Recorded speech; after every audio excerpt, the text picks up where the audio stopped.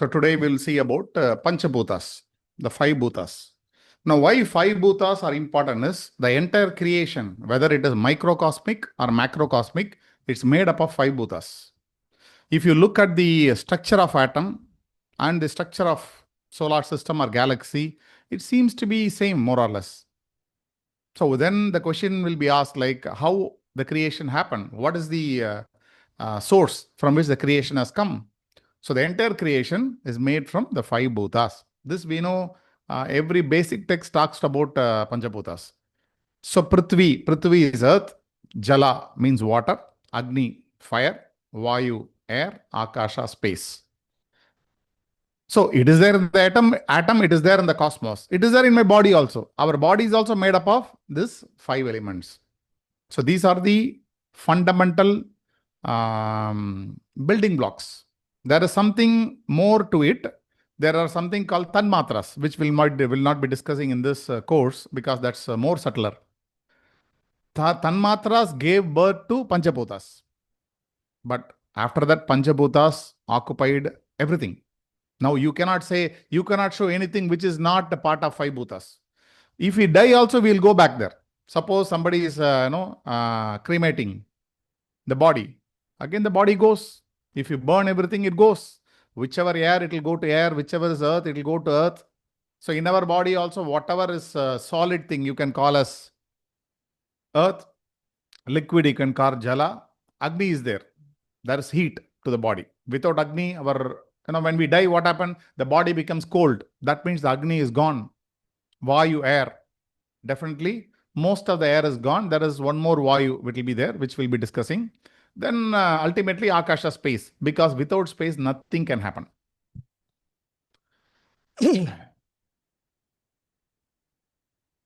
So the five bhutas, we should know by name: earth, water, fire, air, and ether. So ether or space, that's better because there was a concept of ether. I think it's all like the science when evolved, they simply accepted the space. There is nothing called ether. So here you can see the hard part of the body is constructed with the element of earth.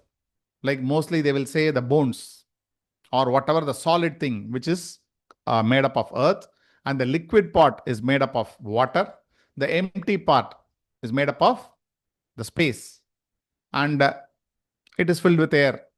So whatever we eat food, there are sapta dhatus. In Ayurveda, they will say they don't treat in Ayurveda for heart separately, lung separately, not as per body parts. They treat everything as kind of tissues. That means everything is a bit of muscles. The tissues in the heart is different, in my hand is different, but everything they see as tissues. What are the seven dhatus? That means seven tissues means one is called rasa, other is called rakta. These both are connected. What is rakta? Rakta is blood. But the blood means that which forms the red color, and something happens to a fluid, it becomes blood. So the base fluid is called rasa. In that base fluid, blood is there. Then asti. Asti means bone. And you can say majja. Asti and majja are connected. Majja means bone marrow. Then mamsa, not masma, it is mamsa. Mamsa means muscles, and the fats are stored in the muscles, meda. So these are the six tissues, and the seventh one is called shukra. For male, it is called semen, and artava, that is not here. That artava is the female reproductive fluid. So these are called sapta dhatus. All these things functions based on this five bhutas. Of course, entire activities is based on five bhutas. And we should know the energy. When we say prana, the energy flows through the five bhutas. These five bhutas acts as a kind of a conductor or kind of a vehicle through which the prana can move. Now, question is which came first? On the five bhutas, which can possibly come first? That's for very easy, right? Space has to come first. Without space, nothing is possible. So when the space has come, what can come next? Immediately after space, air has to come, because you cannot create a space without air. So space means that which is empty. We cannot visualize this. When we say emptiness, we will see only there are no object. When you see in the sky, you will say so, it's an empty sky. In a way, it is right. But when you say empty sky, that objects are not there. When I see something, stars and the moon are far away, and I see a lot of empty space. So that empty space exists only when you fill the air. So the moment the empty space comes, immediately the air came. After the air, what can come is fire. Even by Big Bang theory, they say a small, infinitesimally small dot exploded and the universe came. So when it exploded, it was silent for millions of years, perfect silence. Nothing is there, just empty space, little particles were there. It was so hot. The temperature was so high. Then what happened? The temperature, it keep on, that small particles keep on forming together. Still they were burning. So when we call that as stars, they keep on burning due to high temperature. After again million or billions of years, it started cool down and slowly every other thing came. In few planets or few places, water was there. So the living being able to come like in Earth. So the first is space, then is air. After that, fire. Remember, the fire needs air and space. Otherwise, fire cannot exist. See, first is space. Space doesn't need anybody's help. Second is air. If you want to fill air into something, you need space, right? So after space, air came. Third is fire. Why fire? If the fire has to burn, then it needs air, it needs space. Is required? Nothing is required.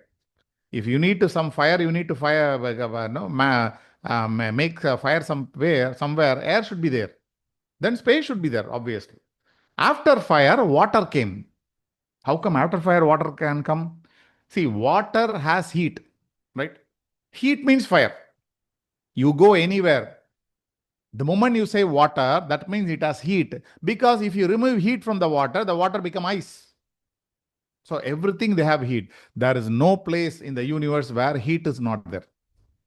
Because anything you can go, right? Something is ice. Do you have heat in the ice? You have. You can start cooling it. You can make it as -1, -2, -3. How you are getting? You are extracting heat from the ice at 0 degrees. Then you have -1, -2. You can keep on going. I think, I don't know, -273 degree Kelvin or temperature. I don't know. That's the maximum point you can go as of now for us. But theoretically, you can go as much as possible. So water, why water is fourth means water needs fire.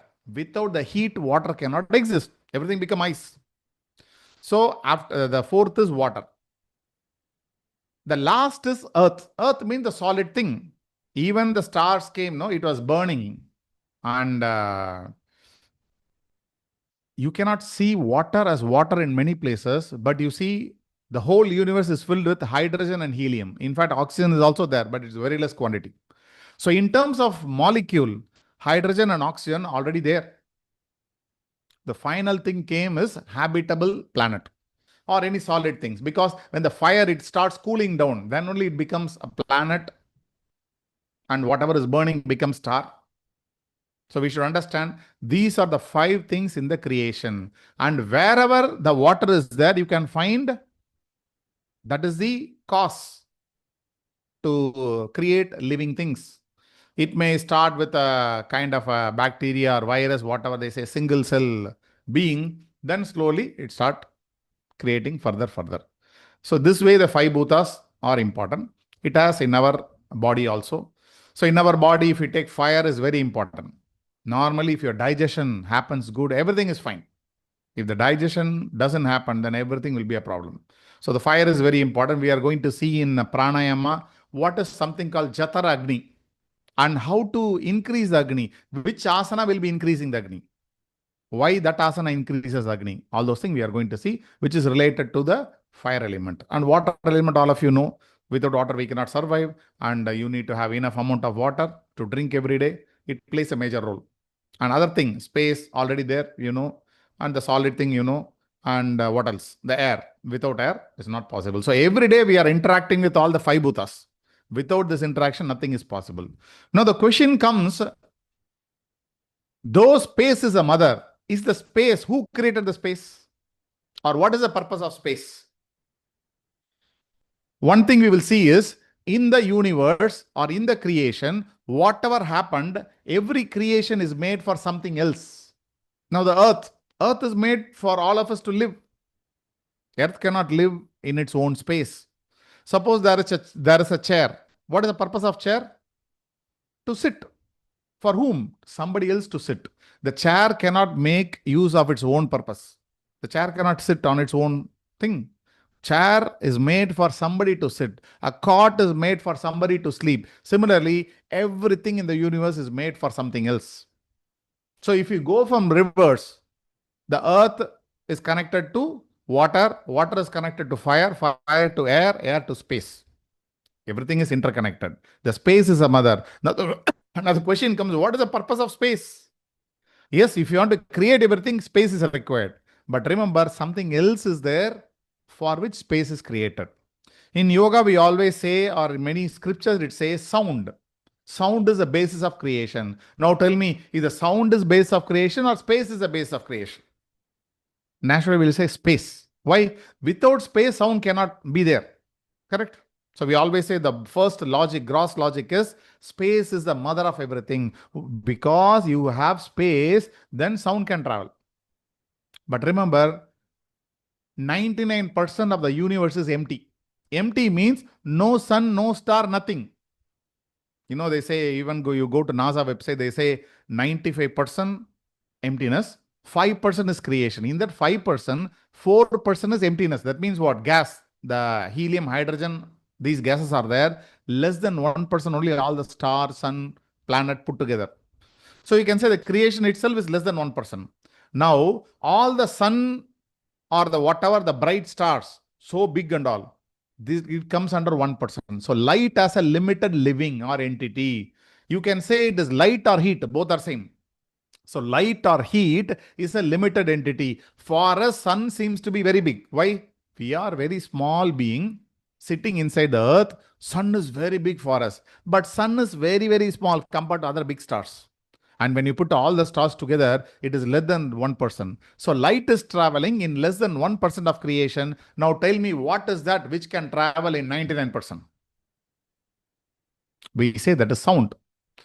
If you go to NASA website, if any of you remember, just put me a message. I will send you the link where you can see they have taken, they have done research on the sun, because whatever happening inside the sun, a kind of fluid, hot fluids are flowing, but you cannot see.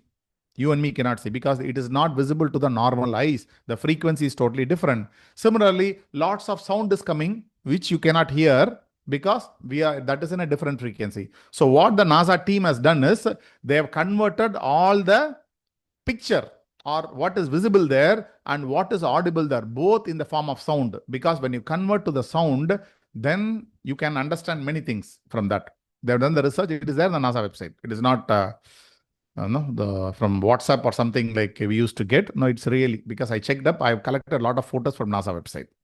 Finally, you know what does they say? That's the sound of the sun. You would have heard somebody is telling sound of the sun is Om. Sound of the sun is not Om. When they convert all those things, they're able to see the sound, the Im sound. That's what is coming. So what we need to understand is, it is sound which can travel or which exists everywhere. What is sound? Sound means energy. Some kind of energy is there everywhere, which you cannot hear, but that is true. Now remember, sound is a master.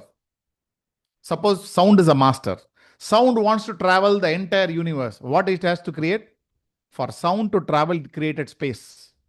Like you are the master, you want to travel the entire country, you bought a new car. Though car is much bigger than you, you tell me, you are the master or car is the master? You are the master. You want to travel, you created car. Similarly, sound is a master. Sound wants to travel the entire universe. So sound created the space. So sound is the mother of all. Nada yoga, nada. That's why we give more importance to Om. Because A, U, Ma, the three things, if you start uttering, these are the basic sounds we can utter. The tongue is mixing all the A, U, Ma and giving all the thing. Now I am talking. I am talking using many words because my tongue is playing, dancing inside my mouth. But my throat is giving only A sound. So like this, we can trace back and find the root of creation. Ultimately, it comes to sound. And the modern science says everything is vibration. Now, after Einstein, it all gone. Now, after Einstein, everybody started accepting everything is energy or vibration. If you want to understand any object in the universe, you need to look from the vibration point of view. If you match the frequency of what you are looking, there is some object in the universe. If you match the frequency, then you will understand that object. This is science, modern science says. Now tell me, when they say everything is vibration, that is a truth from modern science. Wherever vibration, there should be sound, right? There cannot be sound without vibration. So wherever vibration, there should be sound. And wherever there is sound, there is vibration. That's why from thousands of years, our texts were keep on telling everything came from sound. So in this aspect, these five bhutas are very important. Now, the purpose of five bhutas, all the five bhutas carry prana. Now, what are these pranas? Prana means energy. We talked about sound, we talked about space. Now, what is that traveling all the way? Though we can call as sound, but generally you can say as prana. Now, prana is not soul, remember. Prana is that which nurture the soul. There is soul inside. How the soul can get energy? Through prana. Prana means energy, simply. The vital energy, life force. Now, how breath can be called as prana? Somebody died, they usually say the prana is gone.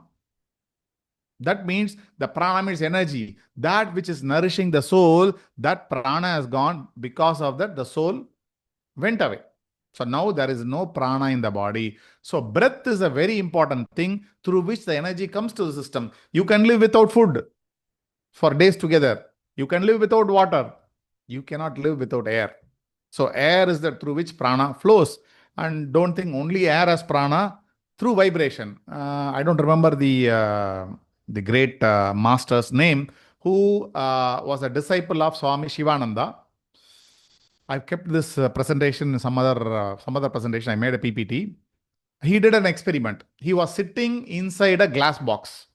Okay, it was recorded. Three things were kept. Three glass boxes. In one glass box, they have kept the candle burning. Other glass box, they have kept a monkey. And the third glass box, this great yogi was sitting. The glass box is completely sealed in all the direction. Okay. And they have applied wax to this yogi's skin, so that skin should not absorb even air. And they closed his nose, everything. He was having a tabla inside. So they closed all the thing. Within a few minutes, the candle was switched off. Three separate boxes. The first box where they kept the candle, within few minutes, it went off because no oxygen. After that, within few minutes, the monkey fainted.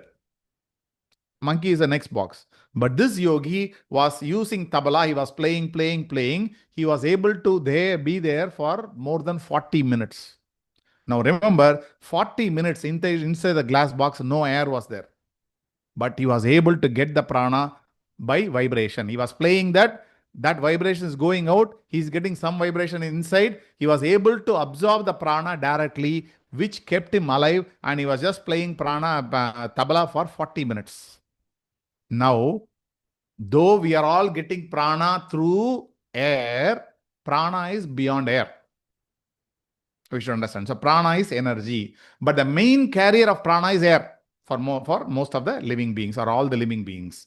And not only through air we get energy, by food also we get energy.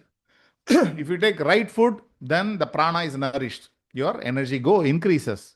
So you drink water, energy increases. You inhale air, the energy increases. So through many things, the prana comes. You go to the nature, suddenly you feel refreshed, right? You go to any mountain or waterfall, anything, you will suddenly see you are so energetic. So prana can come from many things. So there is, so this is you call as prana. Prana means the vital force or energy. It is very closely connected to breath. But breath is not prana, but you can call breath as prana because the major energy, the prana entering our system only through the breath. So these are the five pranas. See, prana is one. When you inhale, it is coming from outside inside to you. When it goes inside, it takes five forms. One form, it remains as prana. You can call that as prana only. After that, it changes, it puts its cap. If it reaches other place, it is called samana. When it reaches other point, it's called udana and apana and vyana. So there are four uh, ways the prana changes and controls our entire body. So the four ways it changes means we are giving the four name. So they are called main pranas. That means we should have definitely knowledge about this five because five controls us. And there are upapranas. So these are all captain, there's a vice captain. Now what is upapranas? They are assisting. The name is called Naga, Kurma, Krikra, Devadatta, Dhananjaya. Naga means like it's coming up, burping, whatever. Suppose you are vomiting, some energy is responsible for it, right? So hiccups, whatever salivary glands functioning, which is against gravity, which comes, you can call that as it is due to the upaprana called Naga. Kurma, this particular energy, prana, is controlling movement of eyelids and whatever eyes, the iris control and how the eyes has to function, how to absorb light, all those things. Krikra is responsible for sneezing, coughing, and thirst, hunger, all those things. Devadatta, even now science do not know why we yawn. So yawning and sleep. If Devadatta, this prana is disturbed, you will get all kind of sleep problems and all those problems. Dhananjaya, it produces phlegm, provides nourishment to the body. And this is a prana which leave the body last. After some time, few hours of death, the body keep on gaining weight. It's illogical. When somebody is alive, the weight is not there, but normal. But they die, the weight keep on increasing. And who is making the body bigger? It inflates the body. After death, the body becomes bigger because Dhananjaya. This is the prana, last prana it leaves. So this prana creates all those things. Now, this is the reason we do many activities up to 16 days, right? When somebody dies, you do something in 4th or 5th day, 11th day, 13th day, 16th day, based on every custom. In abroad, they used to keep the dead body for many days. If you see there, I don't know what they are called. If somebody is in abroad, you may say, I don't know, caretaker, something they have a beautiful word. There's a profession. They will take care of the dead body for some number of days. When you see that somebody die 2 days back, the hair and the nail keep on growing. The hair grows in the body, the nail grows in the body. Now tell me, what makes the hair and nail grow, but the person has died? The person is not alive. He's died, but still it is growing. Because of this upapranas. This prana keep the body. Next, if you don't bury the body or burn the body, next 15, 16 days, you can see there is a minor thing happening in the body. You can put chemical and preserve the body. But the growth of nail and growth of hair, you cannot control. That is why we say the person who died, he's still there. Little prana is still there. That's why we do all the 13th day, 15th day, 16th day. He has gone. His major part is gone. Some part he has left. So you need to send him nicely. You do all the rituals. The rituals are not simply rituals. It has a lot of meaning. So you have to make him. Because when a person die, in his experience, death is not that. He's simply slipped from the body. He feel he is alive only. He slipped from the body. So he will not go soon. When somebody died, you need to follow all the ritual. One important ritual is whichever touched the body of the person, like mostly the inner wears and all the shirt or pant, what they are using, you should burn it. Because from that person's point of view, he has not died. He simply just slipped out of the body. He will try to enter. And if you want to send him peacefully, you have to cut off him totally. When his dress is there, he can get the smell and come. Smell means he will not inhale, but he can get that energy. You are not allowing him to go smoothly. So his presence is here in this house, in this place. He will be roaming here and there. Immediately after death,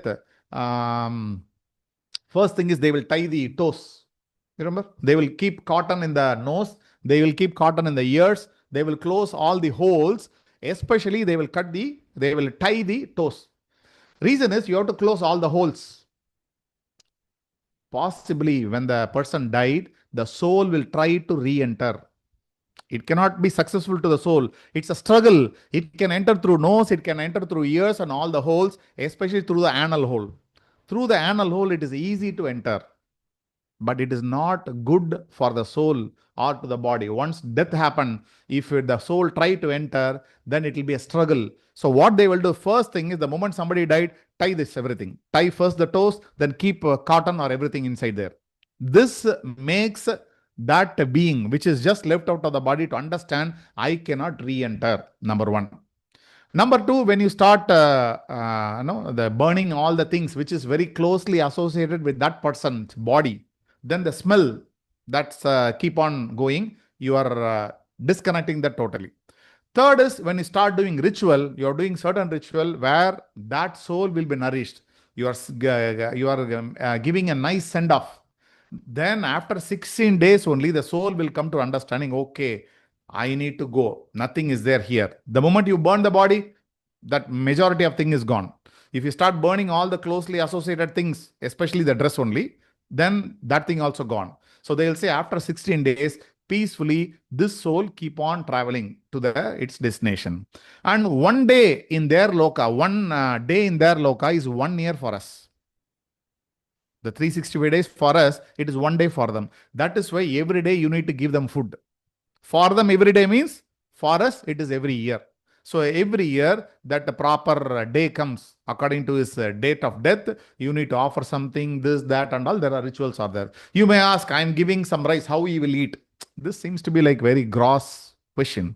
One of the same question, one of the disciple asked the master. The master said, please read this book for next 1 month. Some book he gave. And the disciple read all the book, the entire book. Now the master said, can I ask you any question from the book? The disciple said, please ask. I memorized everything. I know everything. So whatever the master asked from the book, the disciple was answering everything. Now the master said, see, the book is here. Now you know everything, whatever there in the book. So whatever there in the book, now you have everything in your mind. That means the book should not be there, right? Because you have taken everything from the book. The book should not exist. How the book is there?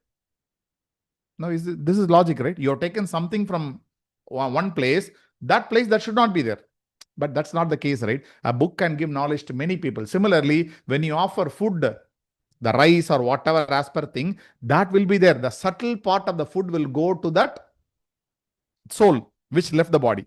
That's why every year we need to provide food in that subtler form. And maybe like nobody said it's a kind of a myth or something. This is all ritual, thousands of years of following. The main reason for this is the upapranas, inflating all those things. But when we are alive, all these 5 pranas, of course, upapranas are also there, able to function. And we will see one by one the function of all these pranas. So we'll take 5 main pranas. The main thing called prana means when we inhale, it comes to the chest region. That means in the lungs. So whatever it comes into the chest and means the lung portion and operates, we call that as prana. It governs the consumption of food, whatever food, water we do, and whatever supposed to function, the main thing, whatever we can function in the body, the prana, you can call that as a prana. It is an original form. Now, when this prana goes inside the body and start acting on the excretory organ, you call that as apana. The same prana, you call that as apana. It's something like this. You are father to someone or mother to someone, and you are aunt to someone, a sister to someone, or brother to someone. How one person having different role? Similarly, one prana has different role and we are giving the name. So apana is responsible for removing waste from the body. So where the apana acts? From the lower abdomen. So mainly on large intestine. The urine, excretion, and many masters say even exhalation is apana. So whatever goes out of the body, you can call that as apana. Third is called udana. Udana means it acts from throat to upwards. So whatever the function of your sensory organs, your brain and all those things, this prana, udana, is responsible. Samana means it happens on the navel region, on the stomach. That means digestion. So samana is not proper. If a samana is imbalanced, means you get all the problem of indigestion or over digestion, whatever it is related to samana. Not only digestion, absorption of nutrients. Because digestion is one part. Are you absorbing all the nutrients from it? That's the next part. All these two are connected to samana. Vyana is responsible for circulation because whatever absorbed nutrients, it has to be circulated to the entire system. So which prana is responsible? Vyana is responsible for it. So right side picture, ignore. It's all came from AI. You cannot point a specific thing as Naga, Kurma, that Upaprana. Okay, I'm unable to get it. In fact, prana picture itself is not coming. Whatever prompt you try to give, very difficult to get AI image. Since we are putting in YouTube, we want to avoid images from Google. That's a copyright issue will come. Left also. I think this earlier picture gave little better. This is a good thing I got, but unable to get other pictures. Now, little more detail. This Vyana. Vyana means all pervasive. Throughout the body, you can see Vyana.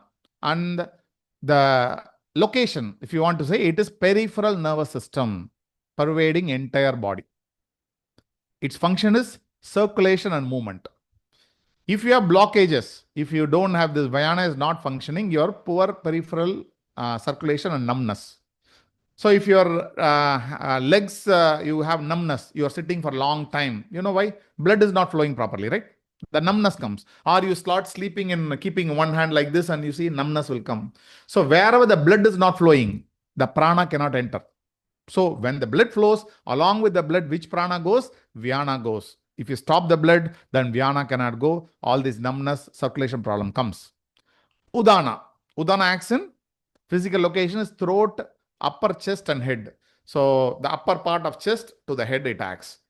The function is controlling thoughts, speech, exhalation, growth, nervous system. Blockages. If this prana gets blocked, then cognition and communication. So we cannot communicate properly. The words will not flow. The cognition, that means understanding things. So you cannot cognize things. The main prana. When you inhale, the first part, it goes to the lungs. So heart, chest and lungs. You can call that as prana. The function is respiration and the sensory perception. And the blockages of this prana will lead to heart and lung condition. So the first prana, when you take, that strengthens your heart and lungs. So this is directly connected to pranayama. Then samana. Samana acts in the navel region. Its function is digestion and complete metabolism and homeostasis to maintain the body. So on the balance. Blockages, digestive problem.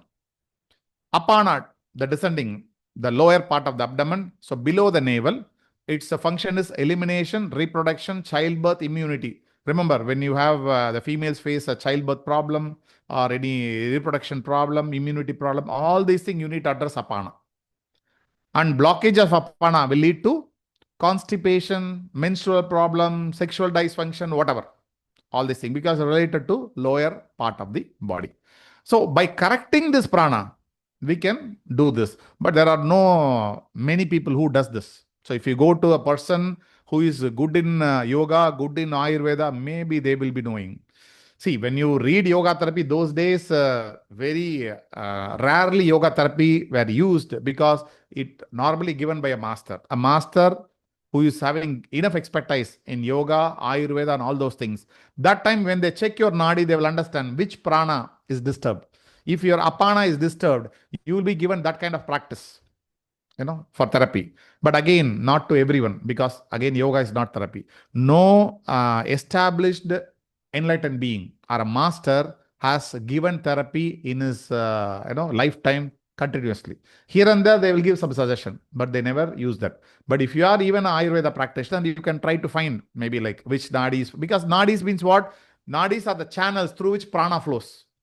So all the pranas flows through pipelines called nadis, which are invisible. So if you find out which nadi is not functioning, which prana is not flowing, you can also do something with the yoga practice. Now we'll see about three gunas. Three gunas are very, very, very important because this is what can distinguish between us and to somebody. There is an animal, there is a tree, and there is you, there is me. What does that make all the differences? Or what is the difference between me living yesterday and today? Huge difference. 10 years before, the same person, but huge difference. Now, it's a huge difference. Compare. So all these things we can call as gunas. The gunas are responsible for it. Gunas pervades living and non-living. Don't think only living people have gunas. No, no, non-living also has gunas. A stone also has gunas. See, if you see from atomic point of view, there is nothing called living or non-living. Now tell me, living means some action should be there, right? Something should happen inside. Non-living means no action. Now tell me, if you take a stone, is there any action in the stone? No action. Is there any action inside me? I have action. The action inside you, you can see. So you are telling there is an action. Action inside the stone, you cannot see. You cannot see your eyes, then you cannot say nothing is there. Because if you go atomic level, you cannot see you, me, and stone. If you see, wear a glass wagger, you can see atoms. You will see only atoms everywhere. You and me will not be visible. That's why they say everything is energy. If you have a glass where you can see energy, you will not see any object, living or non-living, only the energy will be there. If you have a microscope and go inside a stone, every stone has an atom. Every atom has a nucleus. Every nucleus has electrons around it. Now the electrons keep on moving. Who moves the electrons? So you have energy there. Energy is there inside. It is in potential form, not visible to you or not like you. We are also vibrant with energy, whereas stone is not that vibrant. So we can call stone as tamasic. You cannot so say no energy is there. When the energy pervades the universe, when we say the prana is everywhere, how can you say there is no prana in stone? Stone also has prana, but not like you and me. In our body, the prana is so expressive. You can see the prana functioning. You cannot see the prana functioning in a stone. So I cannot see, that's all. But stone is also, that's why, when we see mountain, we bow down. When we see little thing, we bow down. In our culture, everything is bowing down. Everything is God. There's nothing called where there is no God is there. Tree is a God. Every animal also you can worship as God. Why we are saying the prana is everywhere? That which you call as a Brahman or the God is everywhere. Energy is everywhere. You don't know which is lower, which is higher. You may say stone is lower. The same stone, if you do certain process, it becomes an idol. It start emitting energy. So we don't know which is that and which is not. So naturally, the gunas are there everywhere. Understanding these qualities, the gunas, helps practitioners recognize patterns in their own minds and make choices that support spiritual growth. Now we'll come back to this point maybe last, because it's a very important point. So the three gunas: Sattvic guna, Rajasic guna, Tamasic guna. These are three gunas. Sattvic guna means all the pleasant thing. Now, pleasant thing, the moment I say, not the pleasantness you get when you get an object. Today I got a new car. I'm so happy. Am I Sattvic? Maybe you can call, but you got this happiness through an object. So I cannot call that as a Sattvic. Without object, you are so loving, you are so happy, you have a very contented mind. When you have all the positivity, we can call that as Sattvic. Rajasic means action. You and me have to do, right? Can we sleep for 24 hours, 48 hours? No. When you wake up, you have to do action. Nobody can live without action. So whenever you do action, you can call that guna as Rajasic guna. And when you start doing action, then you will get tired, you have to sleep. So if you want to sleep, the Tamasic guna has to come. Now tell me, which is good, which is bad? The three gunas, which is good, which is bad? What is this question? Why it is there first? Sattvic, I know first. Sattvic is good, Tamasic is bad. Is that true? See, good and bad, you can compare and understand when compare on the spiritual line. If you take our body needs Sattvic, Rajasic, and Tamasic. That means what? Tamasic means sleep. Can you live without sleep? You cannot live without sleep, right? So sleep is required. Whether somebody sleeps for 4 hours or 10 hours, that's only difference. But without sleep, without rest, nothing can happen. So Tamasic is required. Without Tamasic, you cannot live. So I like sleep. You cannot sleep for 2-3 days because something will come and wake you up. Even something is not waking up in your sleep, the blood is flowing through all the body.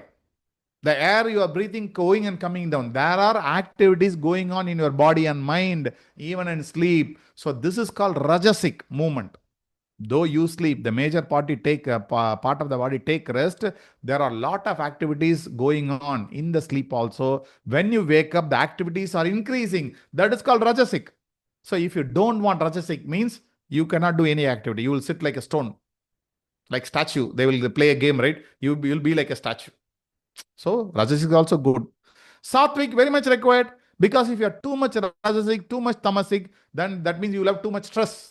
Stress means too much activity in the mind and the body. You are unable to enjoy the pleasantness, the positivity. Always you are into negative emotion. So when you have a positive emotion, the love, compassion, whatever you call a sweet emotions or sweet things, then you can call that a sattvic. So for a body, for us to survive, if you want to live in this earth, you need all the three gunas. Nothing is bad, nothing is good. All the three are required. But let's see what happens if you want to go beyond human form. Like all of us are striving to go beyond and get self-realization, or we get mukti moksha. That means what? Beyond the limitation of this human body, we want to perceive. When you do that, now tell me how much sattvic I should have, how much rajasic I should have, how much tamasic I should have. I cannot avoid tamasic. I cannot avoid rajasic. And of course, sattvic is the ultimate goal, because whatever your action you are doing, what is the purpose of your action? To enjoy the happiness, to get happiness. What is the purpose of sleep? To get happiness. If you don't sleep, you see how much horrible it is. If you don't do any action, you will go mad. People are going mad, right? Everybody has to go out once in a week to a restaurant or go out, and once in a 3 months you need to go for vacation. People are like, society is like that. So you need to be rajasic, otherwise people will go mad. If you don't sleep, people go mad. People are ready to sacrifice sattvic, but they get that sweet emotion when they go and enjoy certain things. So normal living, all the three is required, but a yogi wants more sattvic. So what he will do, the yoga practices, whatever you are doing, you are increasing the sattvic thing. When you increase this, the rajas and tamas will come down. It's like this. It is A, it is B and C. A plus B plus C should be equal to 100. Now let's say all of us, suppose we have only 20% sattvic, 40% rajas, 40% tamas. If we increase the sattvic 20, 40, 40, suppose you increase 20 to 40, then this thing has to come down, because all the three put together, it should give only 100. The moment you start increasing sattvic, suppose it becomes 90. Maybe like, I'm giving an example. If you 90% sattvic means 5% rajasic and 5% tamasic. Or maybe like 8% rajasic, 2% tamasic. Because all the put together, 100. Why you cannot make tamasic and rajasic a 0? Till you have a body, you cannot make tamas and rajas a 0. When you make it 0, you have to leave the body. Correct? You stop the rajas, you make 100% sattvic, you will attain. That's all. You will leave the body. Either you leave the body, you attain self-realization, or leave the body. It's like death. You again come back and take the body next time. So nobody will do that. This complete sattvic is not possible.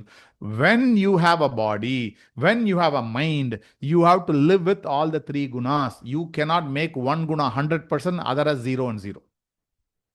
But see, when 90% sattvic, 5% rajas, 5% tamas, if that is you, and I live with the 20% sattvic, 40 rajas, 40 tamas.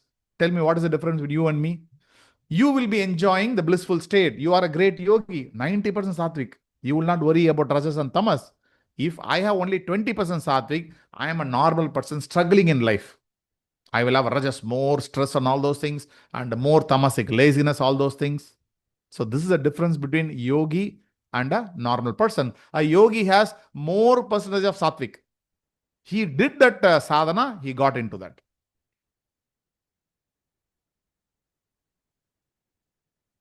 So everything in the nature has this gunas.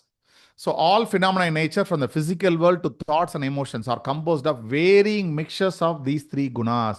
See, yesterday and today, see, before the course, you may be fighting with someone. Let's say in your home, you are shouting at your kid or your spouse or something. That time, what is your guna? Your guna combination is different.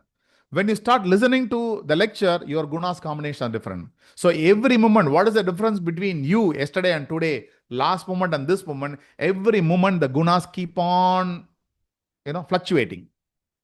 Nothing exists in complete isolation of the other. That means all the three. Rather, one quality tends to predominate. You can make one quality dominate. If I get so much anger, I shout at someone, that time you see Rajasic is more. I'm total Rajas. Whole my body activity, my heartbeat, everything will keep on, more action. So at any one point of time, one may predominate, but you cannot make one separate out and other two you can do. No, all the three has to be there. By observing which guna dominates in your experience, you can make conscious choice about diet, activity, environment, and thought patterns that cultivate more sattvic qualities. Now, this is a very important point. If you want to check, now people say, right, morning if you get up and do meditation in Brahma Muhurtam, it is very good. Yes, theoretically it is very good. Now, all the days you used to wake up at 6 o'clock. Now, somebody said, you get up at Brahma Muhurtam and do meditation. You are keeping alarm. Next day morning, you are waking up. 4 o'clock, sharp. When you sit at 4 o'clock, Brahma Muhurtam, close your eyes. You will get sleep or meditation. Meditation will not come. Sleep only will come. Why? You did not have a habit of getting up at 4. Now, how to check it up? When you wake up at 4 o'clock, you yourself will know that sleepiness will be there. That time you are feeling tamas. When you are feeling tamas, don't get into sattvic state. See, sattva, rajas, tamas. Tamas is number 3. Number 2 is rajas, number 1. You cannot dive from number 3 to number 1. Remember. If you feel sleepy, tamas, what is the best solution to remove tamas? Create rajas. That is the reason you need to do asana. If you start doing Surya Namaskar, all the laziness will go. Your tamas will go. You'll become so fresh. After rajas, only you can get into sattvic state. What we do normal mistake is, we read the theory, Brahma Muhurtam is very good, so keep on getting up and get into meditation. After 1 hour, you will see, 4 o'clock I was sitting, now suddenly 5, you'll be so happy. See, 1 hour, I don't know what happened to me. I just meditated for 1 hour. You'll be telling to people, if you don't know what happened for 1 hour, definitely it is sleep. You should know. Meditation means with awareness, you have to keep your inner eye open. Inside, you know what is happening inside. If you don't know what has happened, that means you are into a dream or complete sleep and waking up after 1 hour. Possibly you developed a habit of sitting and sleeping. You have become expert. So you don't know you're sleeping. So never try to test the tamas with sattvic. It will not work out. The first thing is, they will say, right, when you're lazy, what your grandmother said, they will just give a beating. Get up, wash your face, run, do this work, do that work. Always tamas, if you want to remove, you need to inject rajas.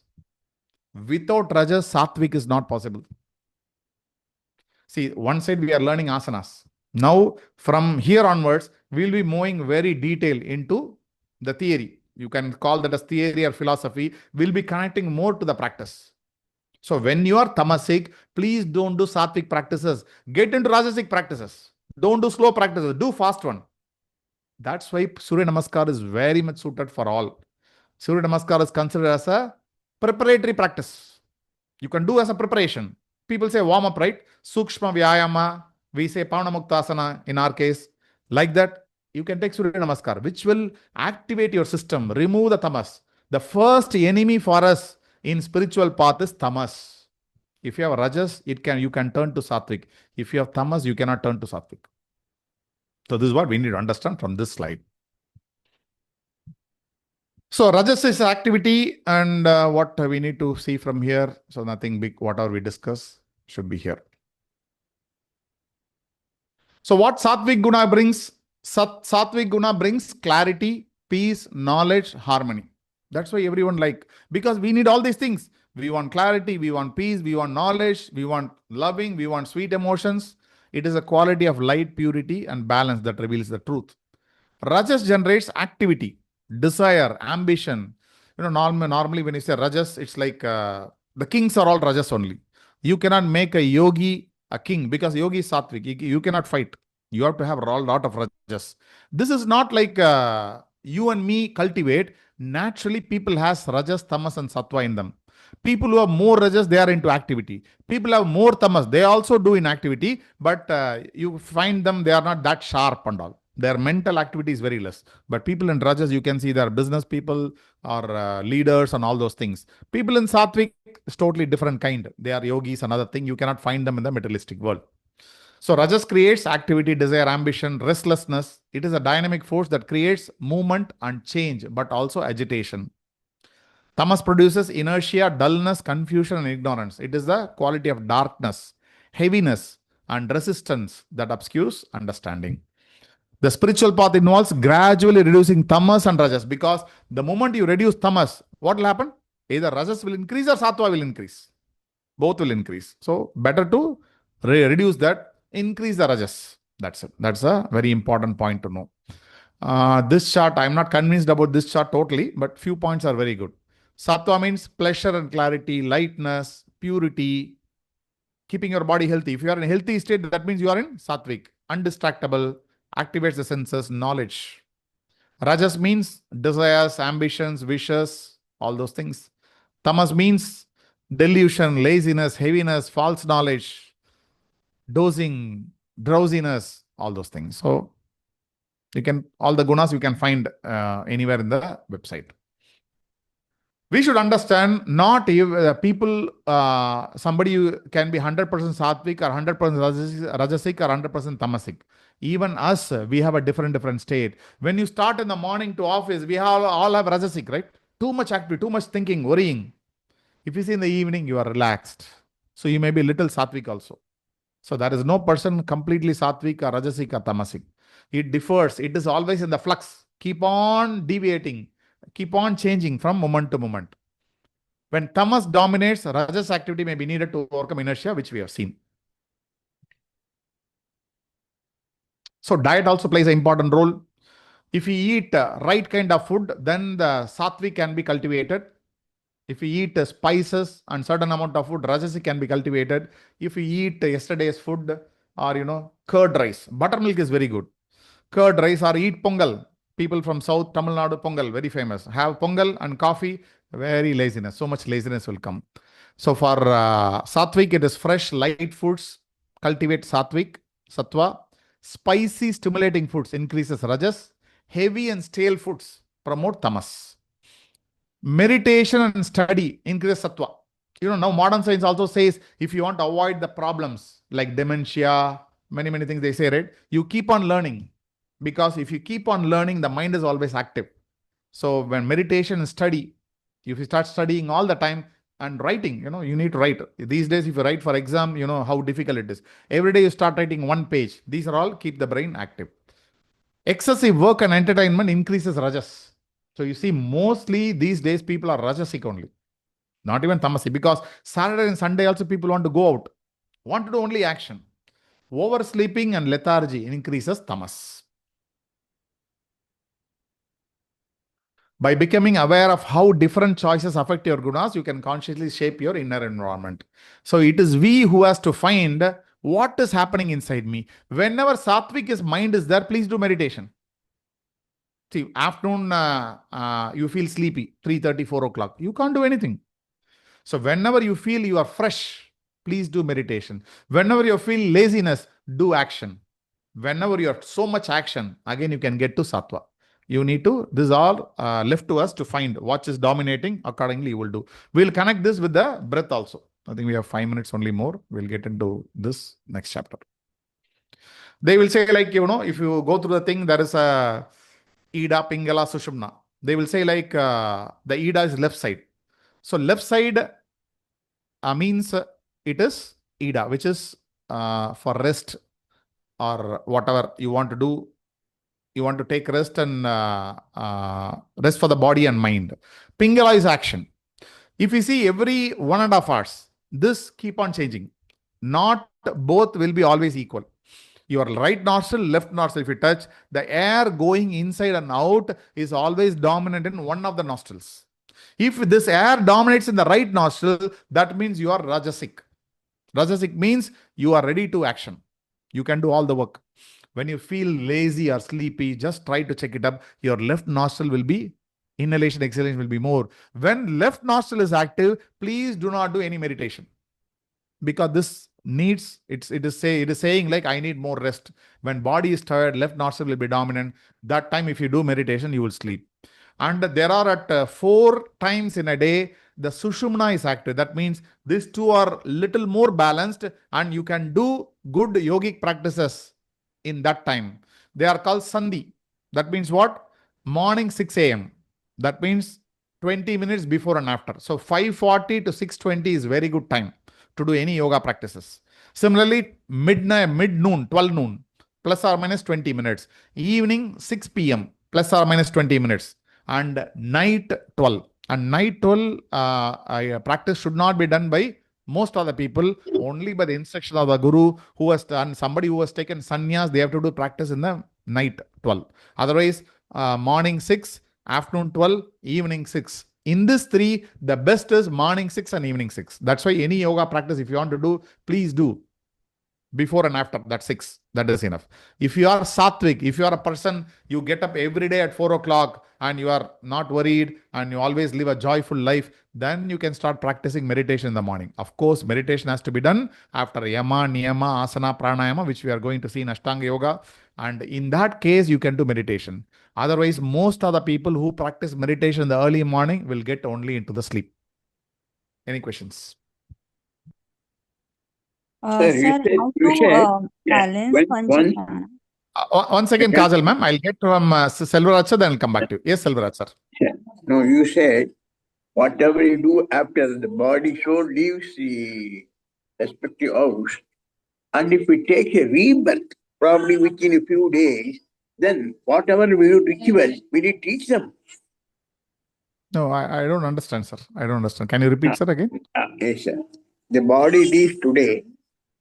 Body leaves today. Example, body leaves today. Yes. Somebody dies, you're telling? Soul leaves today, and it takes rebirth within few days. And in such case, the rituals we do, can it teach them? So that is also possible. It is very rare. Usually, it has some span. When somebody dies and takes next birth, usually there is a gap. But like Selvaraj sir said, there is a chance somebody can take birth because somebody lived so nicely and the birth can happen. Now, in that case, whether ritual holds good, they say it's like this. If we take our grandfather or great-great-grandfather, now he would have born somewhere, but I'm doing rituals for him. This is like reflecting whatever you're doing, it will reach him, even he has taken other birth. It's like this, right?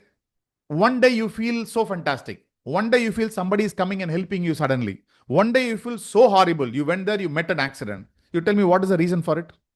When you are so wonderful, you are blessed with one day, somebody, when you are old, you died some time back, somebody may be doing ritual, it's come to you.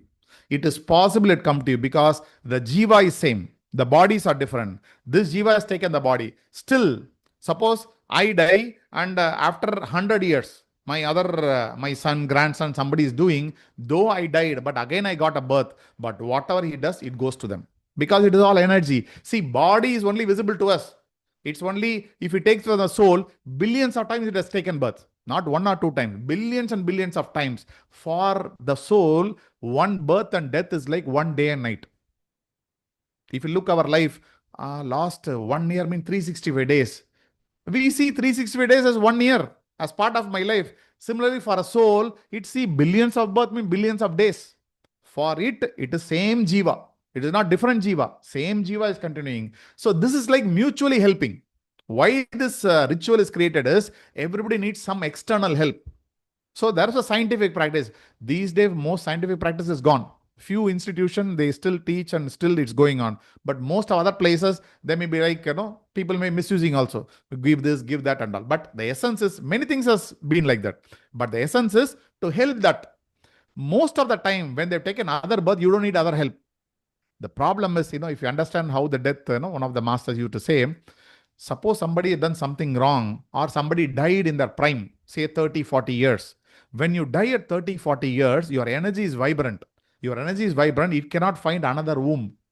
If somebody is very old, let's say 100 years, somebody died, becoming very weak, the body has become weak, mind has become weak, they can't even walk, they can't even move their hands, and slowly they died. That's a very good life because they have exhausted their whole energy. In that case, they will get the rebirth very soon because the energy becomes so feeble. With that feeble thing, it can enter a mother's womb.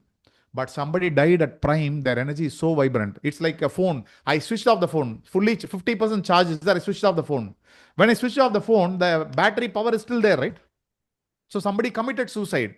Somebody got into an accident. Their energy body is so vibrant, but the phone is switched off. That means the body is off, body is cut.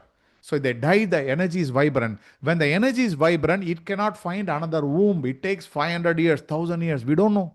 Because when I switch off the phone, when the 50% power will go? After a month also? If you open, it may be there, right? Because it is not used. We don't know when the power will go. Similarly, that person don't have a body to exhaust. The energy has to get exhausted. His body is not there, but energy is vibrant. It takes hundreds of years. In that case, whatever ritual we do, it will be helping. Many people no, don't naturally die. If you have to die, you have to die by getting old. By getting old also, not by heart attack or other this. Slowly, every organ start functioning less. You lose the memory, you lose everything. You don't know who you are, you die. Very peaceful way of doing. Somebody die by sleep. They start sleeping, next day morning, they'll be dead. Very good way to die. Not to die with suffering and all. So this will reach them anyway. If we take next birth or not taken birth, we don't know. They say I don't remember, 24 or say to 24. If you do a ritual, it will reach on the ladder, up on the ladder, your father, grandfather, like that. 24 steps you can go and reach. And there are a lot of things. And there are something like they will add and something there. But the essence is, these are all scientifically designed things to help people. It is there. But these days, very difficult to find people who are doing exactly what it is supposed to do. If the rebirth is an animal, sir? So rebirth is? Animal. Instead of a human possible, being. Sir. Huh? Possible. See, suppose a terrorist killed some 100 people. If you are a god, what will you do?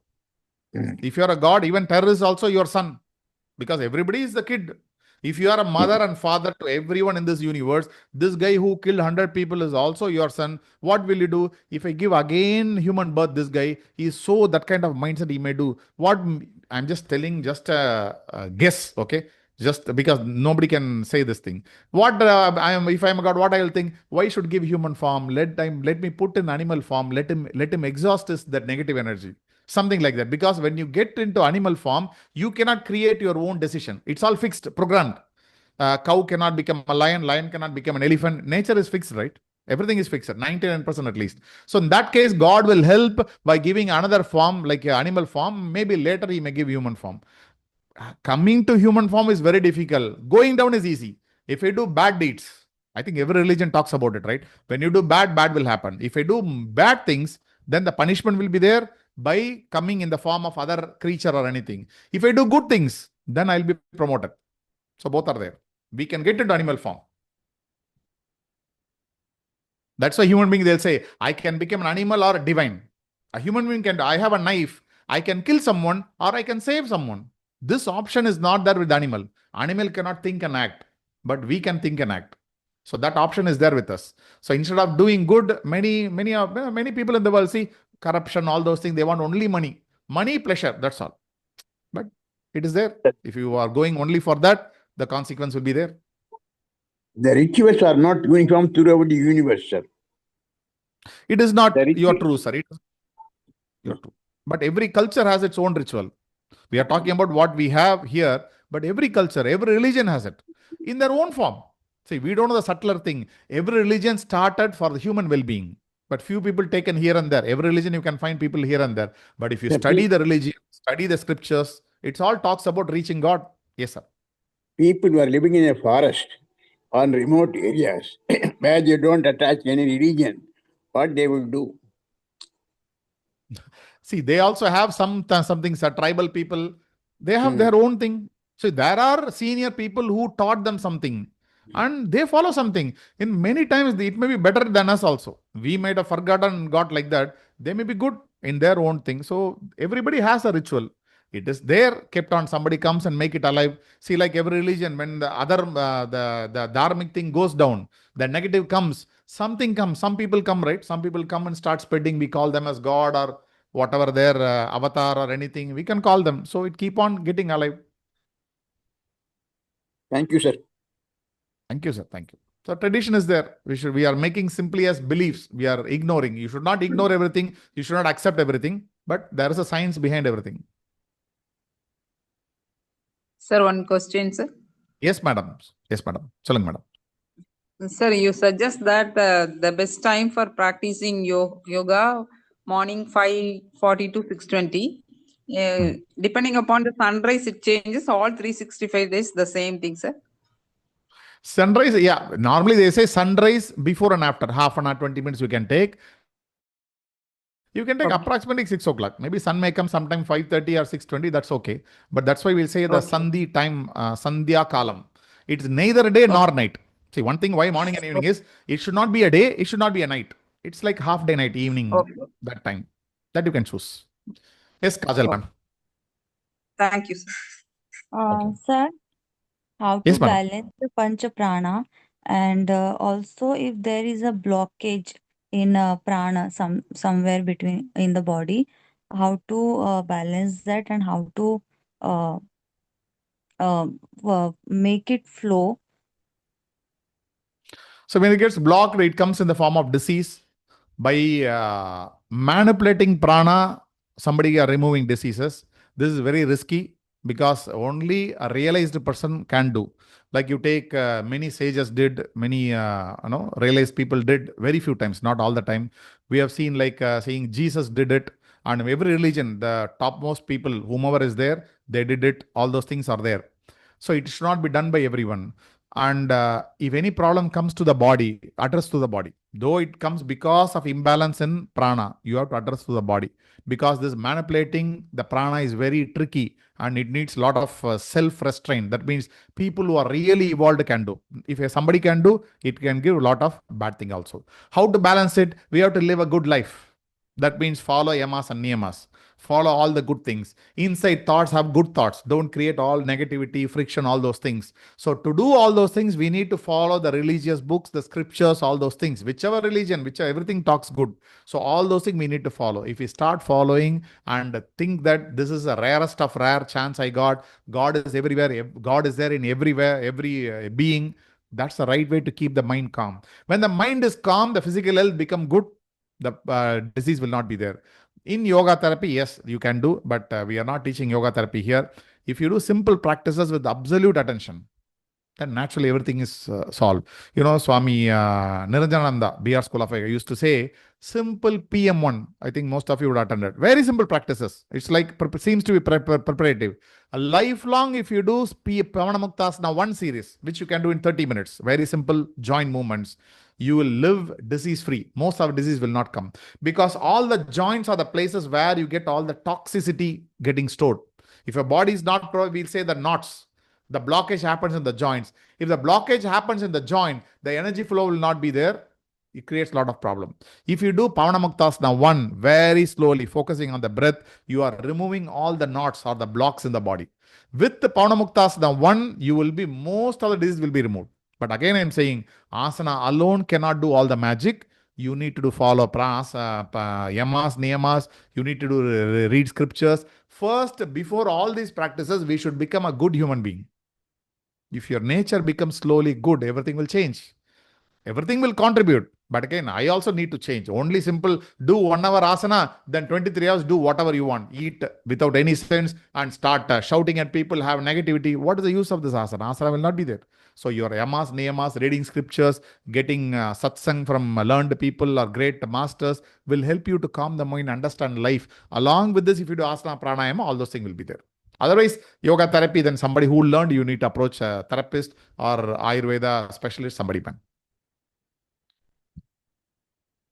Okay, so Saman Vayu and that Manipur Chakra, if it is imbalance, then asanas, pranayam, and yam niyam will work.